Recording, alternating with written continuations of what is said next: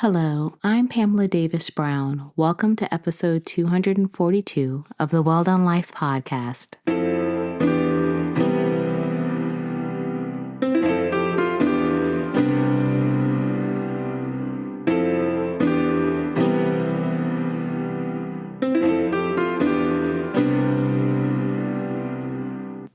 And hello, welcome back to episode 242 of the Well Done Life podcast. I'm your host, Pamela Davis. If you are new here, hey, how are you? Welcome. I am so glad that you found your way here, and I hope that you'll stay for a very long time. If you've been here before, you guys know the deal. I love you deep. Thank you so much for continuing to rock with me. I wouldn't be able to be at this point without you, and I'm really grateful that you always find your way back and that hopefully you'll bring friends and just continue to help us grow. So before we get started with this week's episode, it's really important for me to be foundational. For a few of you who've probably listened to me before, this sounds so like you probably could say it with me, which I would love, but it's really important to me to be very foundational before we start talking about new things. And so I want to make sure that you understand that this is a safe space that we're creating here. And I treat that safe space like we're building a house. And so it's very important to me that our foundation is strong. And with that, I like to make sure that my foundation is built on clarity and love. Clarity is really straightforward. I just want to make sure that you understand that the Well Done Life brand is something that I created for women because there was a time in my life where I was looking for community, for stories to help guide me when I felt lost, when I felt like I needed resources and I needed connection. And don't get me wrong, I have wonderful friends, sisters, but it's just sometimes I was at a point, or sometimes you're at a point where you need people to tell you about the things that you're going through so that you can learn from them, so that you can help grow and be better. And I was going through that season. So that's why I made it a point that if I made it through my season, that I would honor God by sharing my story, the good, the bad, the ugly of it all, because I want you to learn from my mistakes. I want you to be better. I want you to be inspired so that you'll realize that, you know what, I can make it too. If she can make it, I can make it. And so, yeah, I talk about me, but I also love to spotlight amazing women who are also doing great things in the space to help further our stories, because our stories are so powerful. Our stories are healing and they are inspiring and nurturing and funny and just all the things. And so in this space, we share stories under the hopes that you will be inspired to share your story because someone is watching and learning from you. And then that kind of goes tandem, if you think about it, with my second foundation. My second foundation is my favorite foundation. It's love. Everything that we're going to do in this space is rooted in love. And with that, it's very important to me that before we, like I said, dive into new things, that I share my prayers with you. It's very important because I believe in the power of prayer, especially when people come together in it. It is multiplied, it is magnified. So it's really important for me always to share prayers with you. And I've been standing on a few foundational points because the world is crazy, and I think it's just going to be crazy for a little while. And so I just think it's very important to stand on a few foundational pillars as we are out here trying to navigate it all. And so my first and foremost pillar for you is I want you to have peace in your life. I am praying that you will find peace, that you will be able to take a moment to breathe, to give yourself time to regulate your body and your mind, because a lot of things come at us and it is very easy to make the wrong decision based upon emotional reactions versus clarity and peace. And clarity is my second prayer, because I think clarity is essential. Like I said, everything is coming at you. And a lot of times we do get emotional based upon, how we're feeling in that particular season and time when we're going through.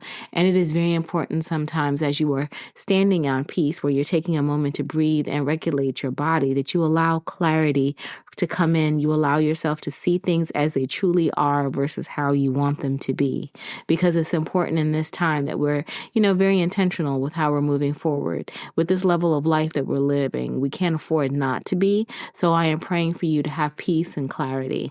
And along that line, I'm praying for you also to have love. I want you to have solid love too. And I'm talking about reciprocal love. I'm talking about that love that reaches from the top of your head to the bottom of your feet. And I'm not just talking about relational love. I'm talking about community. I'm talking about your friends and your family. And that family doesn't always necessarily necessarily tied to people who are blood related. I'm talking about those people who come in and show you who they are, who show up for you, who stand by you, who encourage you, as well as who correct you, because we can't always be surrounded by everybody who's always trying to make us feel good. We have to be around people who want us to be better, who want us to do better because they want to be better, and we are growing together. We are what we are looking for. We are what we are desiring. We are the only ones who are going to save us. So it is very important that you show up for the people in your life who show up for you. Community goes hand in hand with love. And I want you to have a solid clique community around you because they're the ones who are going to help save you when the times get rough. And so you need to show up and show out for them just like they show up and show out for you. And then rounding out my prayers this week, I'm always going to stand on abundance. I want you to be financially abundant, but I also want you to be spiritually abundant. I want you to have love, the love of God. I want you to have love of others. I want you to be building memories, because what true wealth is when it resonates from within, when your soul is well, when you are surrounded in love. It is not necessarily monetary things. So please make sure you are creating memories and moments that are going to sustain you when times get tough. So those are my prayers for you this week. I am really excited about being here in this moment. This is the last episode before I take my little vacation. I always like to do this episode because for me, it's like a moment to sit back and think about how this year has shaped me and hopefully share some things with you that will inspire you on the journey. You know, always we're going into new year, new you, and all these resolutions, but I like to do something a little bit different. And so I'm welcoming you into my mind right now as we're doing this last episode. And I really want to thank you because it has truly been a beautiful year. I want to thank everyone for their support of last week's episode, Bloom How You Must with Tara Pringle Jefferson. If you have not checked it out, please do. Tara is an amazing woman. She is truly a lover of us, especially Black women, and wanting to help elevate us, to help tell our stories, to help us encourage and create spaces of safety and wellness. And I really want to encourage you to read her book, Bloom How You Must. It is truly a guide for us as women on how we need to navigate, how we can reclaim our peace if we've lost it, how we can help educate our young women on how to claim it and how to manifest it. It is a truly beautiful book, and I will make sure I have it linked in the show notes so that you can check it out. But like I said, we're here, and this is my year in review, my end of year moment. This year has truly been such a beautiful time for me. And as I am sitting here, I am truly just grateful, like I said, for everyone, for their support, for all the things that this year has brought me. And for those of you that have heard my end of year recaps before, I do it a little differently. I'm not at that point of life anymore where I'm doing like the vision board or anything like that. I've tried that and it doesn't work for me, but I don't see anything wrong with them. I think they're beautiful, and I've definitely helped facilitate moments where other women can put their vision boards together because, you know, it's a biblical thing. You got to write the vision, make it plain in order to see it manifest. But for me, I still write the vision, but I do something a little bit differently. And in my term of life and how I like to live it, I think of the end of year about thinking about the things that I am leaving behind in 2025 so that I have new energy, new thoughts going into 2026. And after I turned 50, I definitely started thinking about it, you know, in the terms of what I'm leaving behind in this next decade. Because, you know, getting ready for this road to 60, even though I am still a little ways away, is something that has made me much more intentional about how I live my life. And so for me, leaving things behind gives me an opportunity opportunity to shed. It gives me an opportunity to really open myself up to this whole new level of thinking. And at this new level of life that I'm living right now, I'm 52, about to be 53. I'm totally entering into a whole new season. And this whole new season that I'm turning into has truly opened me in so many beautiful ways. And so I'm really excited about sharing this journey with you. It is the biggest change that I've ever made in my life. And it has truly reshaped my year and my thought, as well as my healing. So kind of starting this off, I always like to think about what I'm leaving behind. And a few of the things that I'm leaving behind is, the first one is old expectations and self-imposed pressure. I'm letting go of needing to have everything figured out. I have always been, I'm an A-type personality. I say that all the time. And I have spent a large portion of my latter years, my latter life, trying to always be in control of everything. And I think that also stems from the fact that I'm a caregiver and the head of my home.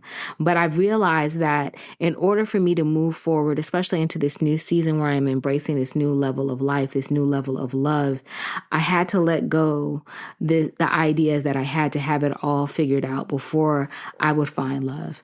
And I don't know if other people feel that way. I see other people sometimes talking about it on social media. Like, we feel like these expectations, like we have to have everything figured out before we find love. You feel like you have to have everything figured out before you make a move and going to school or buying a car or just doing anything major in your life. You feel like you have to have a plan. And a lot of times we feel like we have to have a plan. We feel like we have to have it all figured out because we are afraid. We are afraid of stepping out on faith. We are afraid of standing in the gap. We are afraid of all the unknown.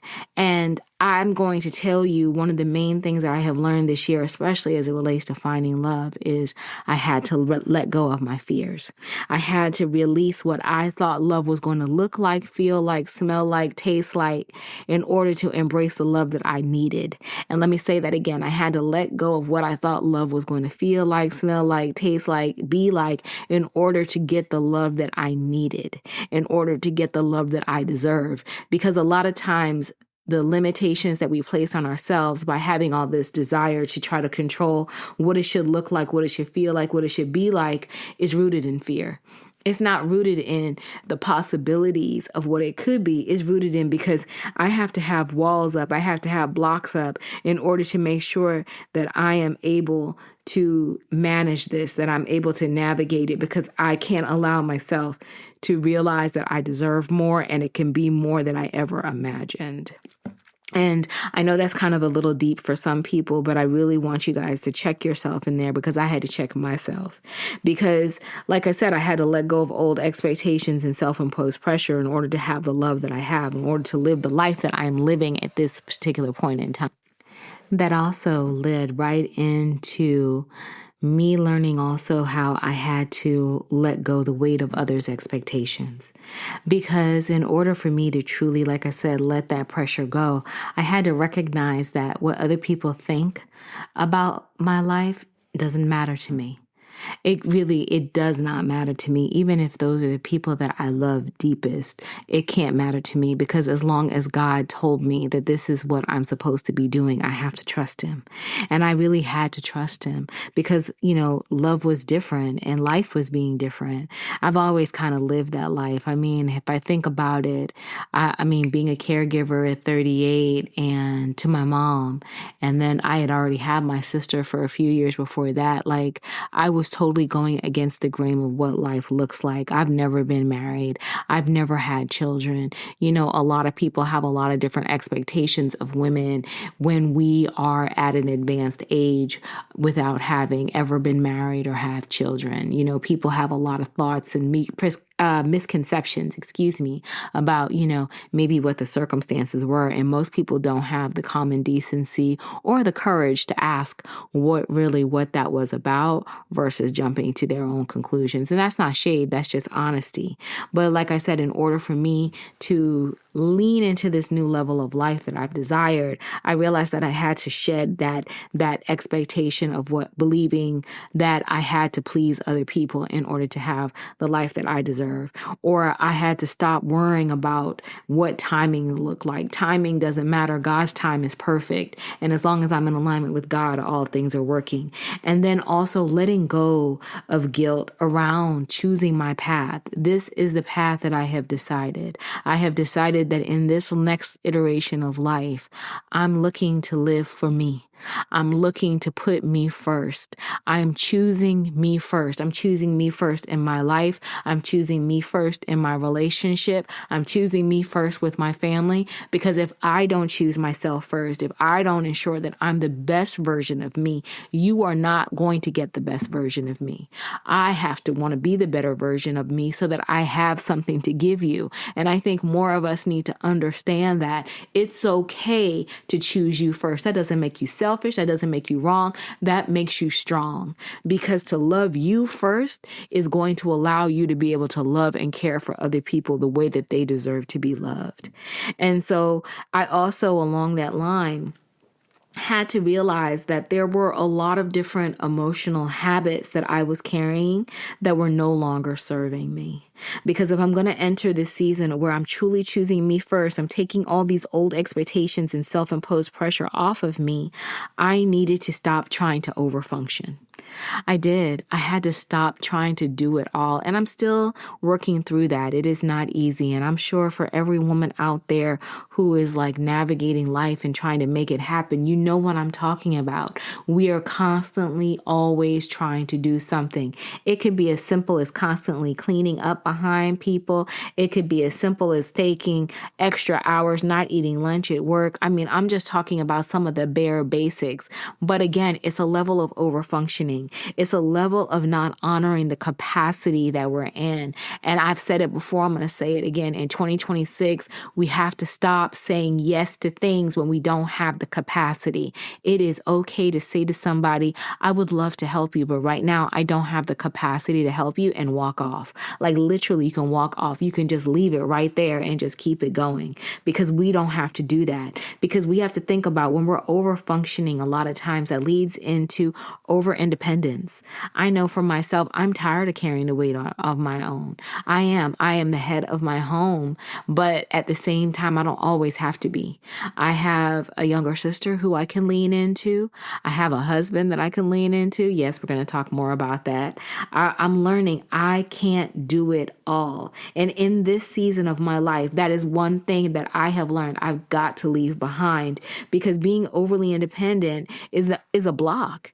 It's a block in your relationship. I have to trust this man. I've given my life to this man. I've changed my name for this man. So I need to allow him to take care of me, to allow him to love me. You need to let somebody love you, sis. You need to let somebody else take care of you. That's one thing we need to start doing more of in 2026. We can't keep carrying the weight of other people's expectations and over functioning when we don't have the capacity to do. Let somebody love you and take care of you, because you deserve it, because you're worth it. It is not our job to carry everything alone. And along that line, it's also not our job anymore to shrink to make others feel good.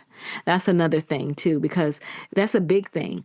A lot of times we are operating in a space that is not fully up to our potential because we're trying to make people feel good. No, honey, we walk into rooms, we kick open doors, we stand loud, proud, and strong as the women that we are. And we are in a season where we realize I don't have to overproduce. I don't have to be independent. People will love me for who I am, and I am going to embrace it and have the best life that I deserve. And if they don't, then those are not your people, and you will move around accordingly.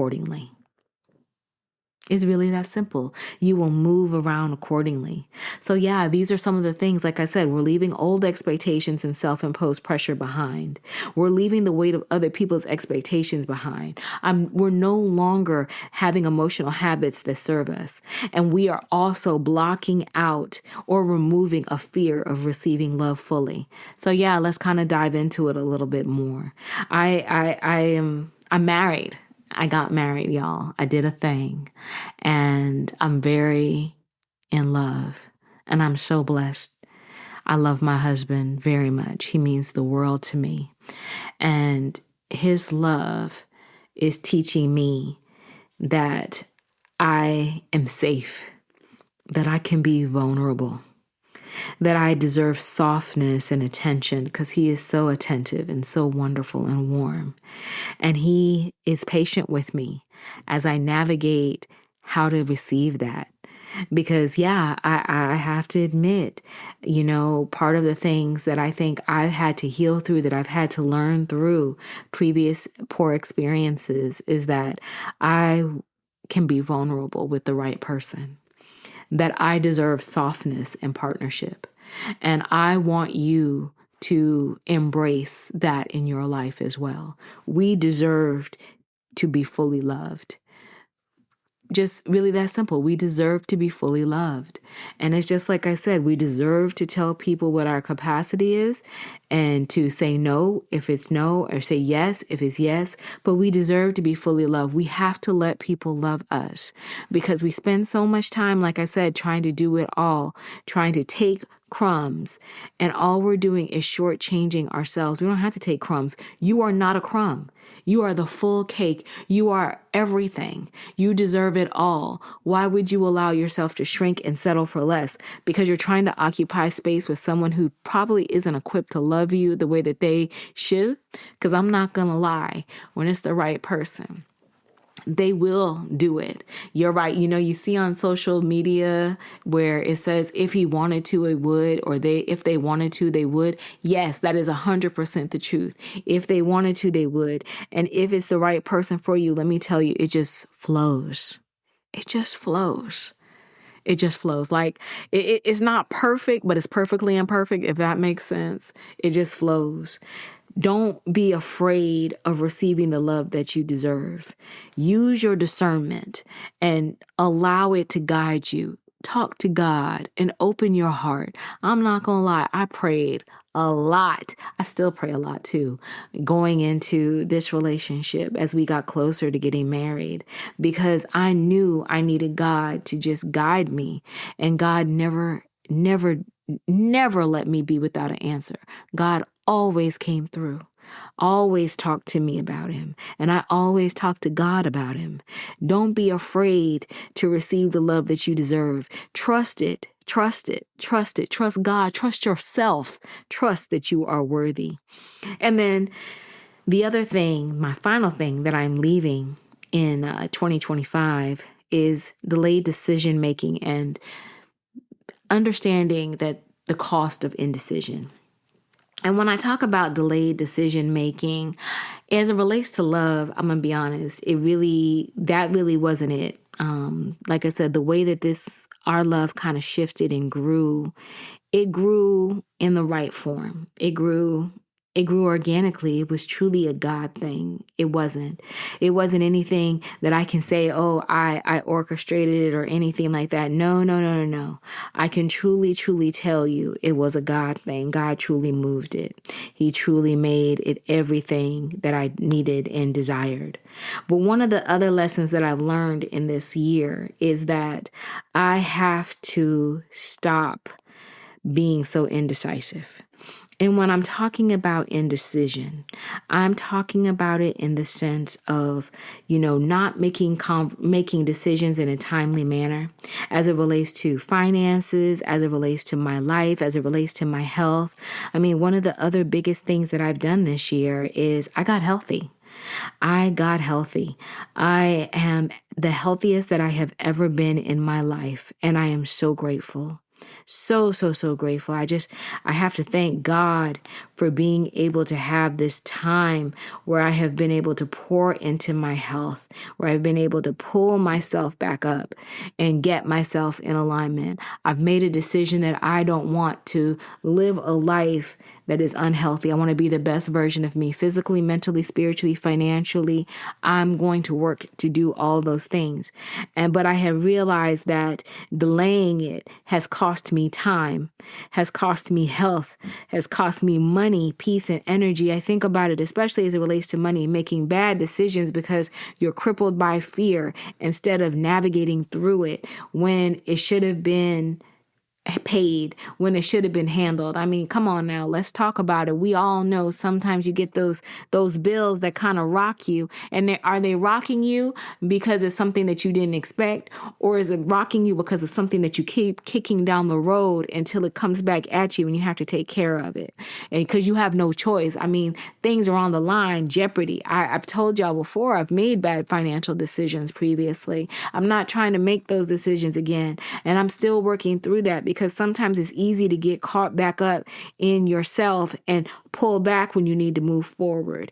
And sometimes you have to take a step and acknowledge that indecision, like I said, is costing you. It's making you pay even more than what you had to pay before. And so I'm trying not to make those decisions anymore. That's why it's so important that we take this opportunity to really check ourselves and think about the indecision that we allow to have its way in our life, and how we have to realize that all that is fear.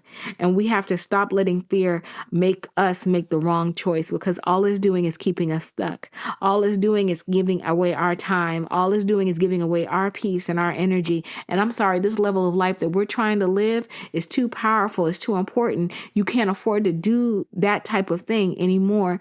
Life has to be so much more intentional. So in this time, in this moment, let's all make the commitment to each other that we are stepping into a season where we trust ourselves, that we are realizing that if something goes wrong, we can correct it, because we are capable and we are grounded. We are realizing that fear doesn't control anything. We control fear. And you have to be able to speak over yourself in those moments to remind yourself you can keep going. You've got this. Let's keep going so that we can keep going forward. So those are the things that I'm leaving behind. I'm leaving behind, like I said, just so that we can recap it and make sure we're all aligned as we talk about what I'm stepping into. I'm leaving behind old expectations and self-imposed pressure. I'm leaving behind the weight of other people's expectations. I'm leaving behind emotional habits that no longer serve.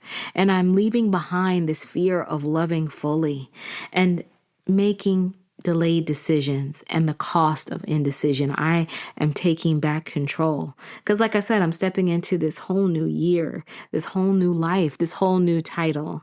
I'm a wife, and I've added this wonderful moniker to myself, and I'm so grateful. Like I said, I am so happy. I'm so in love, and I have been taking this time to protect it, to nurture it, to drown in it, to swim in it, to explore, to love, because I have chosen someone who meets me where I am.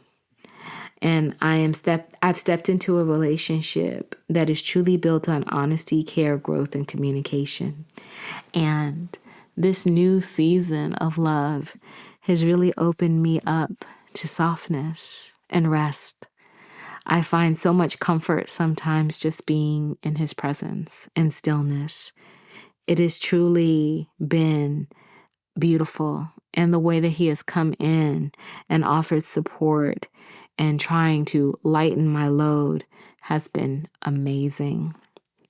And I'm so grateful because, a lot of times, now it's very interesting how people talk about, like I said earlier, people being older and finding love, especially first timers, because I'm a first timer. I've never been married before. And this is my first one and my last one. And I just want you to realize that it's never too late for love. If you're single and you're in my age bracket or older, don't ever give up on love. God's timing is divine. And when it's for you, it's for you. And I arrived at this season fully prepared. I always tell him that God brought us together in this particular time because he knew that we needed to live this last iteration of life together, that his plan had to be executed perfectly in this moment through us. And I'm so grateful. And it's very interesting. Like I said, becoming a wife at 52, it's this new chapter has, like I said, taught me about how it is coming together with intention. And our love is not new.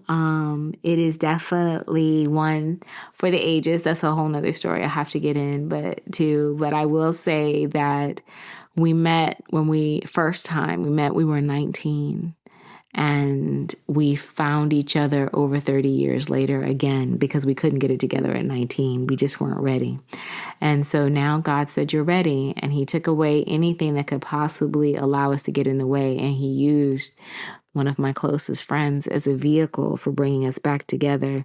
And it's truly just been a love that is honoring where we've been versus competing with it, because we've recognized that the scenarios, the situations that we've been through have been kind of preparing us for this time where we're building our life together. And I'm very grateful for that. And for me, entering into this season has been very reflective, because I feel like I am embracing this new level of Pamela. Like, I have been a caregiver and a sister and a daughter, and now I feel like I've expanded and added into a wife. And this love is expanding me. It's not all consuming, because I'm still myself, and my husband is extremely supportive of everything that I do. But I feel like I have even more love to give now, and I'm very grateful. And I really, like I said, just want to make sure that I express that this is truly, like I said, it was a God thing. It really was. I cannot stress it enough. And one time I've talked to my husband about it. Like, does he want to tell our story fully? And we may, at some point. But I think I just want to make sure I explain and just definitely reiterate the love of God's timing. When God's hand's in it, you can feel it. It feels like safety, even in the middle of uncertainty. And the chaos is not chaos. It's conversation. It's connection. It's intention. And this love has truly exposed me in regards to how I need to continue to heal, and how I have wounds that may show up, but how we can heal them together. That's why I want to also say that love doesn't always have to be perfect. It doesn't have to be, like I said, this perfect cookie cutter thing. That's not necessarily what it is, but it's about making sure that you are in alignment with your person.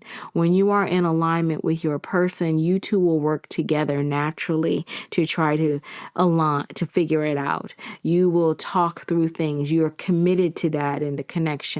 And you're trying to grow together. He will inspire you just like you will inspire him. And I know from myself, my husband and I don't think you would have a problem with me sharing this. My husband and I are both individually in therapy. And that is something that I think is very important in relationships, because each of us is carrying, if you think about it, different weights, and we don't want to bleed on each other. Even though we know we're going to bleed on each other occasionally, we just don't want it to be like a mass murder. Like, we're trying to make sure that we are working on ourselves so that we can work together. Because I think it's very important, especially for us as we are growing and evolving, that we grow and evolve together, that we give each other grace, that it teaches us to practice patience. It teaches us to be honest and intentional with each other, so that we are using our healing as a shared practice and not necessarily making it a requirement, but a shared practice, because we know that inside of that, there is safety for our love and our relationship. And it allows us to make room for mistakes and growth, and to soften without having judgment, because we want our love to always be safe. And life is going to life. Like, I'm not going to pretend I'm a newlywed. I've only been married since July, so I'm 5 months in the game. And so I don't definitely act like I have it all figured out. I don't. But I have to admit the way that we are setting the foundation for how we communicate with each other, how we deal with each other, how we support each other, how we motivate each other, how we give each other room to be who we are individually so that we can come together, I think is truly giving us a beautiful love. And I'm very grateful. And so with his love, with his intention, with his care, with his funny sense of humor, with his warmth, he just radiates warmth, and he just truly radiates God's love. He is a man of faith, and it is just truly wonderful how we can balance each other out. Cause y'all, I'm religious. Well, spiritual, I think is what it is. How they classify. I don't know. I believe in God. I love the Lord, but I also love Glorilla and Cardi B and all that. And so it's definitely an interesting balance seeing us come together, but we work it out and we love each other. And that's what life is about. And so this year, with this love that I have, this new title, this new moniker, I am carrying into this year grace for myself and my husband, because I know that love is a practice and not a performance. I'm also carrying in healing, continued healing. We are growing and healing and together and apart. So it's a shared and an individual journey. And I'm also bringing in peace and protecting it in individuality and togetherness. Like, we create routines. We have honest, gentle communication. We have rest as a part of our partnership. And we're also really living with this energy of being intentional and decisive. I mean, like I said, it's really about making sure that I'm making decisions and trusting myself the first time, and I'm giving my husband that same space to trust himself and make decisions. And we understand that timely choices are going to protect our time, our energy, our money, and our peace. And we are doing that. And I'm also honoring the woman that I have become by not delaying what needs to be done. I deserve love, I deserve peace, I deserve happiness, I deserve wealth, and I'm embracing all of that. And I want you to embrace those things in your life too, because this is an opportunity for us to walk into our next season decisive, aligned, and sure. And so as I'm kind of like wrapping this up, I am really, like I said, grateful for the timing of everything. This year has definitely been one for the books, but I am so grateful for everything that God has given me. This has truly been a year of growth, alignment, love, and a challenge for me to evolve. And I've evolved, and I'm very grateful. Very, very grateful. But I also wouldn't be where I am without you. And so I just want you to step into who you are. I want you to release anything that does not serve you. I want you to remember that healing and love have no time limits. You deserve to truly be happy, to be loved, to let go of anything that does not honor who you are in this moment and who you are becoming. You want to be surrounded by people who embrace who you are becoming, and realize that breakthrough often comes through discomfort. And it's sometimes a discomfort that's going to break you open in the best way. Don't be afraid of it. Don't be afraid of this new level, this next set of healing that you are going to have. And please, I hope that you will have this episode kind of maybe in rotation or something that you can reference to invite yourself, to remind yourself to reflect, reset, and move with intention as you're making your plans for going into this next year. I truly want the best for you. I truly want you to embrace who you are, because I cannot say it any way better. You deserve it, and you deserve it on all levels. It's time for you to go get it. It is never going to be perfect, but you are always going to be worth it. So make sure you take that opportunity to do this. And for my husband, who is listening to this episode, because my husband, he's a listener, I want to tell you in front of my audience how much I love you, how grateful I am that God brought you back into my life. And this season, we get to do life together, the rest of this life. And I don't worry about timing. I don't worry about any of the other things, because I know all will be well, because I have you by my side and I know that God is in the center. I want to thank you for loving me. Thank you for opening your heart. Thank you for taking the initiative to heal your wounds.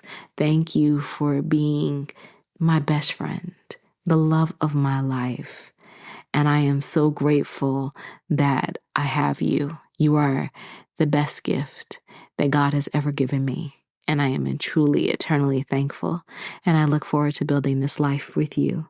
And I look forward to seeing what you do, who you become, and always choose you, my love, because I will always choose you as well. So thank you for your love. Thank you for changing my last name.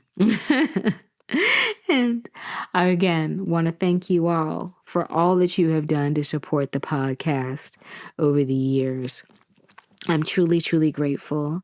I really hope that this episode kind of gave you a glimpse into my heart, into this new season, my wife era. I have entered into the Pamela Davis Brown era of my life. I'm still the same old Pam, but I'm better. My heart is open more. My love is there. And I look forward to sharing this next level of life with you, this journey with you. And I just want to thank you for everything. And I pray that you are surrounded in love as you end this year. I pray that you are surrounded in abundance and peace. I pray good health over you and your family. And I'm truly believing God's grace in everything that you do as you go into this next year. And like I said again, I want to thank y'all for everything that you have done to support me. And so that's the pod. I want to say thank you again. I can't help it. I have to continuously have gratitude and thanks in my mouth for y'all every time I talk to you guys, because I wouldn't be here without you. I will talk to you again in 2026. Our first episode of 2026 will launch. I'm scrolling because, child, I can't remember anything now. We'll launch on January the 4th, and I will be back at that time. I'm going to be lurking probably on social media in between and sharing a few things and just making some memories. Go out there and make some memories. Don't get so caught up on social media that you forget to live. Go live, mama. Go live and have a wonderful, beautiful holiday and new year. And I'll talk to y'all soon. Take care. Bye-bye.